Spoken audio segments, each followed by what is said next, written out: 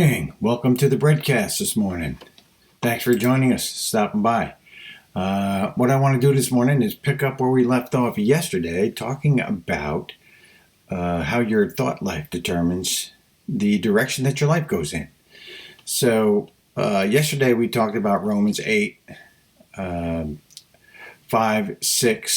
and 6, but I want to pick it up in verse 7 today, where it talks about your carnal mind. And it says this in verse 7 of Romans chapter 8. Because the carnal mind is enmity against God, for it is not subject to the law of God, nor indeed can be. So then those who are in the flesh cannot please God. So basically what Paul is saying here is, listen, you could live by the flesh, you could live by the Spirit. I mean, really, it gets down to the Garden of Eden and the tree of knowledge. You want to follow what you want to do, or you want to follow what God wants you to do. So it's that simple. If you are a Christian and you have that Spirit in you, then following the Spirit, which is where we're going to go right now, really shows that you're a son of God. Paul continues and he talks about living in this way, like following the Spirit, shows that you're a son of God by that spiritual rebirth that you had. Okay, we'll pick it up in verse 14. It says, for as many as are led by the Spirit of God, these are the sons of God. Verse 15, for you did not receive the spirit of bondage again to fear, but you received the spirit of adoption, by whom we cry out, Abba, Father. So this whole walking in the Spirit thing is in communion with God. It's what Jesus came for. He said, I came to seek and save that which was lost, because your spirit died when Adam sinned, and God said, you will surely die. Your spirit died. Now that you have that rebirth of the Spirit that Jesus talked about in John, and we covered that in earlier messages. But now, if you're following that Spirit, Paul says you are a son of God. But the carnal nature is at enmity with God. You can't please God by following your flesh. That's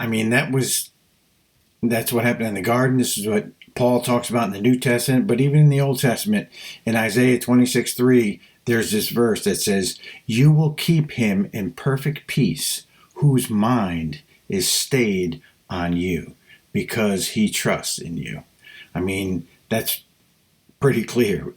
That's saying the same thing Paul said. Set your mind on the things of the Spirit, right? So these thoughts, so how did they bring you down? I mean, this is what we're going to now is the book of James, and this really explains it, because a lot of people talk about, they're battling this and they're battling that. And listen, if you are just outwardly going out and you want to do your own thing, it's not God that's doing it. It's you. So let's pick up in James, the first chapter, and I want to read a couple of verses from chapter 1 of James. So it says, let no one say when he is tempted that I am tempted by God. For God cannot be tempted by evil, and he himself tempts no one. Verse 14, for each one of us, basically, when he is lured and enticed by his own desires. Verse 15. Then, when desire conceives, it gives birth to sin. And when sin is fully grown, it gives birth to death. So what is James saying? James saying, man, don't blame it on God. You're doing it because you want to do it. You're lured and enticed by your own desires.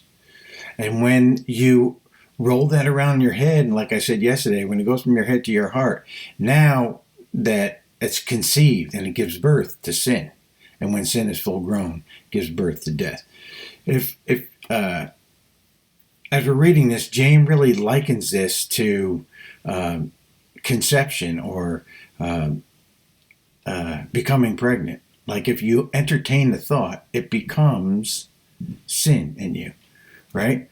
Remember what verse 5 said. Yesterday out of Romans, it says, for those who live according to the flesh set their minds on the things of the flesh, but those who live according to the Spirit, the things of the Spirit.